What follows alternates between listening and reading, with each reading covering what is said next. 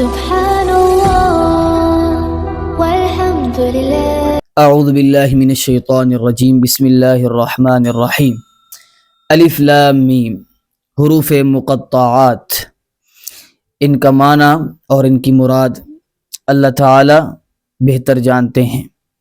ذالک الکتاب، یہ کتاب، یہ وہ عظیم الشان کتاب ہے، لا ریب، کہ نہیں ہے شک، فیہ، اس کتاب کے اندر، ہدن، یہ ہدایت ہے، راہ دکھانے والی ہے، سراپا رہنما ہے، للمتقین، ڈرنے والوں کے لیے. الذین یؤمنون بالغیب، وہ لوگ جو ایمان رکھتے ہیں بالغیبی، ساتھ غیب کے، یعنی ان چیزوں کے ساتھ ایمان رکھتے ہیں جو انسان کی حس اور انسان کی عقل میں نہیں آ سکتی. وَيُقِيمُونَ الصَّلَاةَ، اور وہ قائم کرتے ہیں نماز کو، وَمِمَّا، اور اس میں سے، رزق، جو دیا، نہ ہم نے، ہم ان کو، ينفقون، وہ خرچ کرتے ہیں. والذین، اور ان لوگوں کو راہ دکھانے والی ہے، یؤمنون، جو ایمان رکھتے ہیں، بما، ساتھ اس کے، انزل، جو نازل کیا گیا، الیک، آپ کی طرف، وما انزل، اور جو اتارا گیا، من قبلی، کا آپ سے پہلے، وبالآخرۃ، اور آخرت کے دن کے ساتھ، ہم، وہ لوگ، یوقنون، یقین رکھتے ہیں کہ آخرت کے دن نے آنا ہی آنا ہے. اولئک، یہی لوگ ہیں، علی، اوپر، ہدن، ہدایت کے، من ربہم، اپنے رب کی جانب سے، واولئک، اور یہی لوگ ہیں، ہم المفلحون، کامیاب ہو جانے والے. ہمارا جو تفسیر سیشن چل رہا تھا، آج ہماری دوسری سورت کا افتتاح ہے، سورۃ البقرہ. بقرہ کا معنی ہوتا ہے گائے، اور یہ گائے کا ایک واقعہ اس سورت کے اندر ذکر ہوگا، تو اسے کہتے ہیں کہ ایک جز کی وجہ سے کل کا نام رکھ دیا جائے، یعنی اہم واقعہ ذکر ہوگا، اور اس اہم واقعہ کی وجہ سے اس سورت کا نام سورۃ البقرہ رکھ دیا گیا ہے. اور یہ قرآن کریم کی طویل صورتوں میں سے سب سے طویل صورت ہے، اور اس کے فضائل کیا ہیں، یہ انشاءاللہ ہم اس صورت کے اختتام پر سماعت فرمائیں گے. سب سے پہلے اس کا ربط، جوڑ، جیسے میں نے آپ کو سورہ فاتحہ کے اندر بتایا کہ قرآن کریم کی یہ شان ہے، یہ عظمت ہے کہ بسم اللہ کی با سے لے کر والناس کی سین تک یہ پورا قرآن آپس میں جڑا ہوا ہے، متعلق ہے. اس کے مضامین کڑیوں کی مانند ہیں، جس طرح کڑی کے اندر کڑی ہوتی ہے، تو اس طرح قرآن پاک کے عنوان اور مضامین بھی آپس میں جڑے ہوئے ہیں. تو سورہ فاتحہ کے اندر آخر میں 3 جماعتوں کا ذکر ہوا تھا کہ ہمیں راستہ دکھا، ان لوگوں کے راستے پر ہمیں چلا، انعمت علیہم، جن پر آپ نے انعام کیا. تو پہلی جماعت ہو گئی منعم علیہم، جن پر آپ کا انعام ہوا اے اللہ. دوسری جماعت مغضوب علیہم، جن پر اللہ تعالیٰ کا غضب ہوا، قہر نازل ہوا. تیسرے گمراہ لوگ. یہ 3 جماعتوں کا ذکر تھا سورہ فاتحہ کے اختتام پر. اب سورہ بقرہ کی ابتدا میں انہی 3 جماعتوں کا اور ان جماعتوں کے اوصاف کا، ان کے کاموں کا، ان کی صفات کا ذکر آئے گا. دوسرا ربط یہ ہے کہ سورہ فاتحہ کے اندر تھا ایاک نعبد و ایاک نستعین، ہم تیری ہی عبادت کرتے ہیں اور تجھ ہی سے ہم مدد چاہتے ہیں. اب سورہ بقرہ کے اندر یہ معاہدہ ہوگا کہ ولا نعبد البقرہ، کہ ہم گائے کی عبادت نہیں کریں گے، کما فعل الیہود، جیسے یہودیوں نے کیا ہے. ولا، اور پھر آگے سورہ آل عمران آئے گی، اس میں عیسائیوں کے متعلق ذکر ہوگا. تو ولا نعبد آل عمران، اور ہم عمران علیہ السلام کی آل اولاد، یعنی حضرت عیسیٰ علیہ السلام، ان کی والدہ حضرت مریم، حضرت زکریا، حضرت یحییٰ، ہم ان کی بھی عبادت نہیں کرتے، کما فعل النصارى. اور آگے سورہ نساء آئے گی، تو ونؤدی، ہم ادا کریں گے، حقوق النساء، عورتوں کے حقوق کو. تو فاتحہ سے لے کر سورۃ النساء تک یہ ہم سارا ربط بیان کر چکے ہیں کہ یہ کس طرح صورتیں آپس میں جڑی ہوئی ہیں کڑی کی طرح، جس طرح ایک کڑی دوسری کڑی کے اندر داخل ہوتی ہے۔ پھر اس صورت کے اندر مجموعی طور پر یہ بڑی جامع صورت ہے، اس کے اندر مجموعی طور پر 5 عنوان بیان ہوں گے۔ توحید بیان ہوگی، رسالت بیان ہوگی، جہاد، انفاق یعنی اللہ کے راستے میں خرچ کرو، اور امور مصلحہ بیان ہوں گے، اور انہی کے ضمن میں امور انتظامیہ بھی ذکر ہوں گے۔ انتظامیہ یعنی اپنی حکومت کس طرح چلانی ہے، تم نے نظام کس طرح بنانا ہے اور نظام کو کس طرح چلانا ہے۔ تو امور انتظامیہ اگر تم نے چلانے ہیں، حکومت قائم کرنی ہے، انتظام چلانا ہے، تو تمہیں امور مصلحہ کے اوپر عمل کرنا ہوگا۔ امور مصلحہ جو اصلاح کرنے والے امور ہیں، یعنی ان کے اندر نماز، روزہ، حج، زکوٰۃ، یہ امور مصلحہ ہیں۔ جب تم امور مصلحہ ادا کرو گے تو تم منظم ہوگے، تمہارا انتظام قوی ہوگا۔ جب تمہارا انتظام قوی ہوگا تو تم جہاد کر سکو گے، اور جب تم جہاد کرو گے تو کس لیے کرنا ہے؟ تاکہ نبی کریم صلی اللہ علیہ وسلم کی رسالت کو منوایا جا سکے ان سے جو آپ صلی اللہ علیہ وسلم کے مقابلے میں آ چکے ہیں اور آپ صلی اللہ علیہ وسلم کی گستاخیاں کرتے ہیں، ان سے منوایا جائے۔ یہ منوانا کیوں ہے؟ اس لیے تاکہ اعبدوا ربکم، تاکہ تم اپنے رب کی عبادت کر سکو۔ تو یہ پوری صورت کو ہم نے تمام مضامین کے اندر ہم نے ان کا ربط اور تعلق اور جوڑ پیدا کر دیا۔ یہ صورت آپس میں کس طرح کڑی سے کڑی ملی ہوئی ہے، جڑی ہوئی ہے صورت کس طرح مضامین کے اعتبار سے، وہ بھی آپ کے سامنے ہم نے ذکر کر دیا ہے۔ تو اس سارے مضمون کا خلاصہ یہ نکلا کہ اعبدوا ربکم، عبادت اپنے رب کی کرو، اسی لیے نبی کی رسالت منوانی ہے، اسی لیے تم نے امور مصلحہ کرنے ہیں، اس لیے تم نے امور انتظامیہ کرنے ہیں، جہاد اس لیے کرنا ہے اور اللہ کی راہ میں خرچ بھی اس جہاد کے لیے اس لیے کرنا ہے تاکہ اعبدوا ربکم، اس دنیا میں عبادت ہو تو صرف اور صرف اکیلے اللہ کی ہو، اس کے علاوہ کسی کی عبادت نہ ہو۔ تو ثابت یہ ہوا، جس طرح میں نے سورہ فاتحہ کی ابتدا میں کہا کہ اور بہت سارے انداز ہیں تفسیری، لیکن یہ جو انداز ہے اس میں یہ ہے کہ جو پوری صورت ہے وہ سننے والے سامعین کے ذہن میں بیٹھ جاتی ہے۔ تو شیخ حسین علی رحمۃ اللہ علیہ کہتے ہیں کہ جس طرح آپ عدالت میں جاتے ہیں تو آپ ایک دعویٰ پیش کرتے ہیں، پھر اس دعوے کے اوپر آپ دلیلیں دیتے ہیں، عقلی دلائل بھی دیتے ہیں اور نقل شدہ دلائل بھی آپ دیتے ہیں اس دعوے کی۔ تو ہر صورت کا ایک دعویٰ ہوتا ہے قرآن پاک میں، اور پوری صورت اس دعوے کے گرد گھومتی ہے۔ اگر کوئی واقعہ آیا ہے، کوئی نصیحت کا پہلو آیا ہے، کوئی بلاغت آئی ہے، کوئی علم معنی کچھ بھی آیا ہے، تو وہ اس دعوے کو ثابت کر رہا ہوگا۔ تو اس صورت کا دعویٰ 3 جگہوں پر ذکر ہوگا۔ پہلا ابھی ہم دوسرے رکوع میں سماعت فرمائیں گے، یا ایھا الناس اعبدوا ربکم، اے لوگو عبادت کرو تو اپنے رب ہی کی کرو۔ اس پر عقلی دلائل آئیں گے 4۔ پھر دوسری جگہ دعویٰ ذکر ہوگا، الہکم الہ واحد، تمہارا الہ وہ الہ اکیلا ہے، یکتا ہے، کوئی اور عبادت کے لائق نہیں، کوئی اور الہ بننے کے لائق نہیں۔ اور تیسرا دعویٰ جو ہے وہ آیت الکرسی کے اندر ذکر ہوگا، اللہ لا الہ الا ہو، اللہ ہی ہے، اس کے علاوہ کوئی بھی الہ نہیں، کوئی بھی عبادت کے لائق نہیں، عبادت اسی کی ہونی چاہیے۔ تو ہر دعوے کے بعد اللہ تعالیٰ اس کے اوپر عقلی دلائل دیں گے کہ عقل سے یہ سمجھ آتا ہے یہ مسئلہ کہ عبادت صرف اور صرف اللہ کی ہونی چاہیے، کسی اور ہستی کی عبادت نہیں ہونی چاہیے۔ یہ خلاصہ میرے خیال سے کافی ہے، ہم چلتے ہیں سورت کی طرف۔ الف لام میم، سب سے پہلے یہ 3 حروف الف لام میم، ان کا معنی تمام مفسرین یہ لکھتے ہیں کہ اللہ اعلم بمرادی، اللہ تعالیٰ ان کی مراد واضح جانتا ہے۔ اس کے اوپر حوالہ جات دیکھ لیجئے۔ سب سے پہلے حضرت ابوبکر صدیق رضی اللہ تعالی عنہ کا کو فرماتے ہیں، ان فی کل کتاب سر، کہ بے شک ہر کتاب کے اندر ایک راز ہوتا ہے، راز کی کچھ باتیں ہوتی ہیں اس کتاب کے اندر، اور سر القرآن اوائل السور، اور جو قرآن پاک کا راز ہے وہ یہ صورتوں کے شروع میں آنے والے الفاظ ہیں، الف لام میم حامیم، حامیم عین سین قاف، کاف ہا یا عین صاد، یہ حروف یہ قرآن پاک کا راز ہے۔ اور اس پر ابن کثیر رحمہ اللہ کا جملہ ذہن میں رکھیں، سرو کما اسر اللہ، جیسے اللہ نے ان کو پوشیدہ رکھا تم بھی اس کو راز رہنے دو، اس کی کھوج میں نہ لگو۔ اور دوسرا حضرت سیدنا علی المرتضی شیر خدا رضی اللہ تعالیٰ عنہ کا جملہ فرماتے ہیں، ان لکل کتاب صفوۃ وصفۃ هذه الکتاب حروف التہجی، بے شک ہر کتاب کی کچھ خصوصیات ہوتی ہیں، کچھ امتیازیات ہوتے ہیں، کچھ جدا چیزیں ہوتی ہیں، ان امتیازیات سے، ان صفات سے واقف اس کتاب کو بھیجنے والا، اس کتاب کا رائٹر، اس کتاب کو لکھنے والا ہی ہوتا ہے۔ تو اسی طرح جو قرآن پاک ہے اس کی جو صفات اور امتیازی خصوصیات اور جو اس کی جداگانہ چیزیں ہیں وہ یہ حروف التہجی ہیں۔ ہمارے لیے کچھ اصول مفسرین اکرام اور محدثین اکرام اور ائمہ نے وضع کیے ہیں ان حروف مقطعات کے متعلق، وہ اصول ہمیں بس ان اصولوں کے متعلق ہمارا علم ہونا چاہیے۔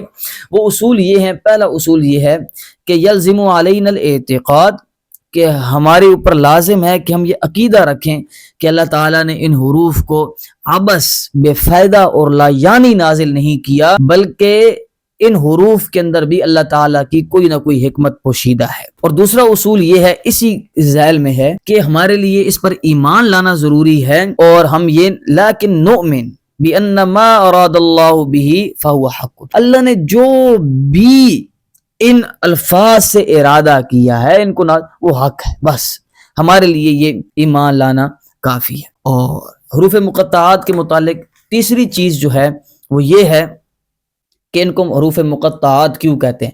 مقطع کا مطلب ہوتا ہے، دو طرح سے مطلب کیا گیا ہے۔ پہلا معنی یہ ہے لِأَنَّ عِلْمُ الْإِنسَانِ مُنْقَطِعٌ عَنْهُ، کہ کیونکہ انسان کا جو علم ہے وہ ان تک محدود ہے، ان سے کٹا ہوا ہے۔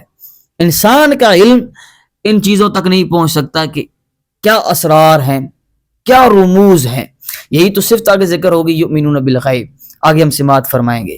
اسی لیے اللہ نے ساتھ ہی وہ صفت بھی ذکر کر دی ایمان والوں کی، کہ وہ ایسی چیزوں کو مانتے ہیں جو ان کی حس اور ان کی عقل اور ان کے علم کے اندر نہیں آ سکتی۔ تو پہلی چیز یہ ہے کہ انسان کا علم ان سے کٹا ہوا ہے، اس لیے ان کو حروف مقطعات کہتے ہیں۔ اور دوسری حروف مقطعات کہنے کی حکمت یہ ہے کہ یہ حروف کٹ کٹ کے پڑھے جاتے ہیں، یعنی آپ دیکھیں قرآن پاک میں اگر الف لام میم ذکر ہو تو وہ علم بنے گا، علم ترى کیف، وہ اسی طرح لکھا جاتا ہے الف لام میم، لیکن ان حروف کو ہم کاٹ کاٹ کے حروف تہجی کی طرح پڑھتے ہیں، الف لام میم۔ اور تیسری چیز حروف مقطعات کے متعلق یہ ہے کہ اللہ نے نازل کیوں کی، جب ہمیں معنی نہیں بتانا تھا، اس لیے کہ یہ قرآن پاک معجزہ ہے، اور معجزے کا مطلب ہوتا ہے عاجز کر دینے والا، ہرا کے رکھ دینے والا۔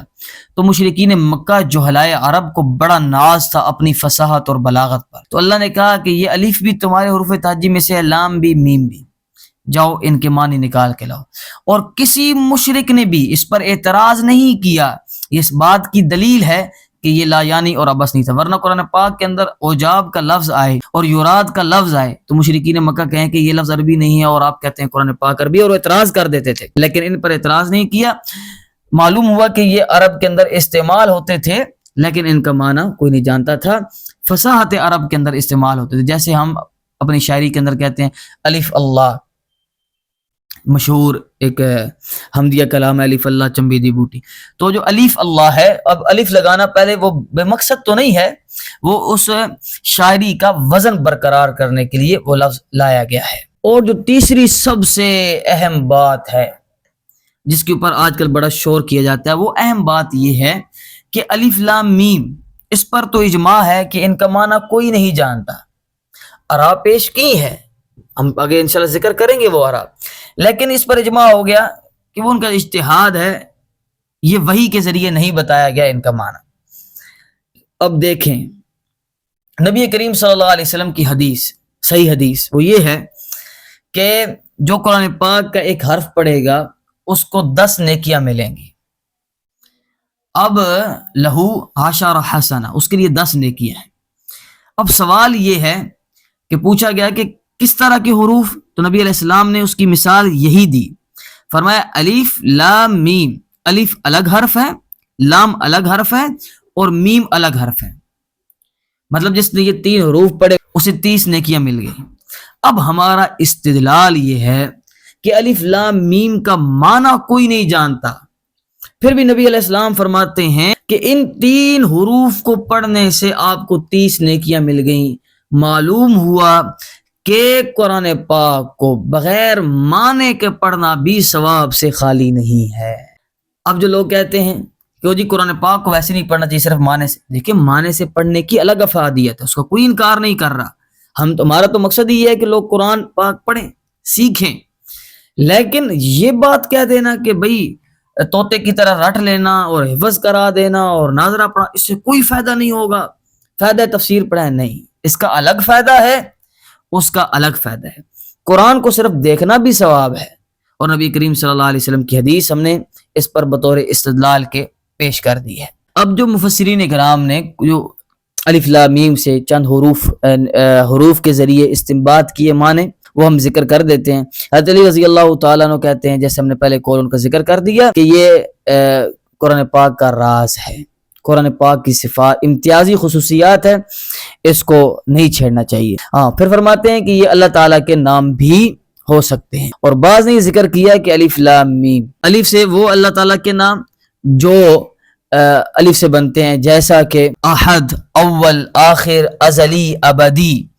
حضرت ابن عباس رضی اللہ تعالیٰ عنہ بھی اسی طرف اشارہ کرتے ہیں۔ اور جو لام ہے، الف لام میم، لام، تو وہ اسماء اللہ تعالیٰ کے جو لام سے شروع ہوتے ہیں، جیسے لطیف، اور جو میم سے شروع ہوتے ہیں، الملک، المجید، المنان، تو یہ اللہ تعالیٰ کے ناموں کی طرف اشارہ ہے۔ پھر ابن عباس رضی اللہ تعالیٰ عنہ یہ کہتے ہیں کہ یہ جو حروف مقطعات ہیں، یہ ثناء اللہ علی نفسی، اللہ تعالیٰ نے اپنی ذات کی خود تعریف بیان کی ہے ان حروف سے، کہ تمہیں پتہ چل جانا چاہیے کہ اللہ تعالیٰ کے علم کے مقابلے میں کسی انسان کے علم کی کوئی حیثیت نہیں ہے۔ اللہ تعالیٰ کا علم سب سے زیادہ وسیع، ازلی اور ابدی ہے۔ یہ تو حروف مقطعات کے متعلق بات ہو گئی تھی۔ ذالک الکتاب لا ریب فیہ، ہر سورت کے شروع میں اللہ تعالیٰ چند آیات لاتے ہیں جنہیں ہم کہتے ہیں تمہید مع ترغیب۔ تمہید یعنی وہ ابتدائی باتیں ہوتی ہیں جو اگلے مضمون کی طرف رغبت دلانے والی، شوق دلانے والی ہوتی ہیں، کہ جو آنے والا مضمون ہے وہ کوئی عام نہیں ہے۔ تو یہ تمہید ہے، ابتدائی باتیں ہیں، اور ترغیب بھی دلائی گئی ہے کہ آنے والے مضامین پر غور کرو، اس لیے کہا ذالک الکتاب، یہ وہ عظیم الشان کتاب ہے کہ لا ریب فیہ، اس کے اندر شک نہیں ہے۔ اے کتاب کھولنے والے، سب سے پہلے تیرے ذہن میں یہ ہونا چاہیے کہ یہ کتاب حق اور سچ پر مبنی ہے، یہ کوئی قصے کہانیوں کی کتاب نہیں، یہ حقیقت اور سچ کی اور نصیحت اور واعظ کی کتاب ہے۔ اور یہاں پر ایک بات چھوٹی سی وہ ذہن میں رکھیں کہ کوئی یہ اعتراض نہ کر دے کہ ذالک یہ تو عربی کے اندر دور کے لیے استعمال ہوتا ہے، اور کتاب تو ہمارے قریب ہے، تو کس کتاب کی طرف اشارہ کیا جا رہا ہے؟ تو دو معنی ہیں، ایک ذالکہ سے اشارہ کیا جا رہا ہے وہ جو لوح محفوظ کے اندر کتاب ہے جو نازل ہو رہی ہے، یہ کتاب بڑی عظیم الشان ہے، اس کے اندر شک نہیں۔ اور دوسرا جو بہت دوری ہے، اس دوری کی دو قسمیں ہیں، ایک ہوتا ہے بہت حسی، یعنی جسمانی اعتبار سے دور ہو، یعنی ہم اس کتاب کو چھو نہیں سکتے، ایک یہ، دوسرا رتبے کے اعتبار سے، یعنی یہ وہ عظیم الشان کتاب ہے۔ اب ذالکہ کا یہ معنی ہو جائے گا لا ریب فیہ، کہ اس میں کسی قسم کا کوئی شک اور کوئی ابہام نہیں ہے۔ ہدن للمتقین، ہدن راہ دکھانے والی ہے، ہدایت ہے، للمتقین ڈرنے والوں کے لیے، اور لا ریب فیہ یہ اس میں شک نہیں ہے، اور من رب العالمین، یہ رب العالمین کی جانب سے نازل کی گئی ہے، اس کی تائید سورہ سجدہ میں ہے، لا ریب فیہ من رب العالمین۔ ہدن یہ ہے راہ دکھانے والی ہے، متقین ان لوگوں کو جو ڈرنے والے ہیں۔ دیکھیں جی، یہاں پر فرمایا ہدن للمتقین، متقین لوگوں کو راہ دکھانے والی ہے، اور دوسرے پارے میں جہاں رمضان کے روزوں کی عظمت اور رمضان کے مہینے کی فضیلت کا ذکر ہے، وہاں فرمایا شہر رمضان، یہ وہ مہینہ ہے رمضان کا، الذی جس کے اندر انزل فیہ القرآن، نازل کیا گیا قرآن، ہدی للناس، یہ ہدایت ہے، راہ دکھانے والا ہے لوگوں کو، تمام لوگوں کو، وہاں پر عموم ہے، اور یہاں پر کہا گیا کہ متقین کو، تو اس کے اندر فرق کیا ہے؟ تو پہلی توجہ تو یہ ہے کہ فرق یہ ہے کہ ہدی للناس اس میں عموم ہے، یہ عام ہے بے اعتبار راہ دکھلانے کے، یعنی یہ راہ سب کو دکھلانے والی ہے، اور ہدی للمتقین کے اندر تخصیص ہے بے اعتبار فائدہ حاصل کرنے کے، یہ قرآن پاک اپنی طرف سے تو سب کو راہ دکھائے گی، لیکن فائدہ وہ لوگ حاصل کریں گے جو متقین ہوں گے۔ تب قرآن پاک کی دو آیات کے درمیان تعارض ختم ہو گیا۔ اور دوسری جو اہم بات ہے جو شیخ حسین علی رحمۃ اللہ علیہ مانا کرتے ہیں اور مسئلہ ہی حل ہو جاتا ہے، وہ کہتے ہیں للمتقین ای المنیبین الی اللہ، ہدی للمنیبین، یعنی کہ وہ راہ دکھانے والی ہے، متقین کا معنی کرتے ہیں وہ منیبین، منیب انابت کرنے والے۔ انابت کسے کہتے ہیں؟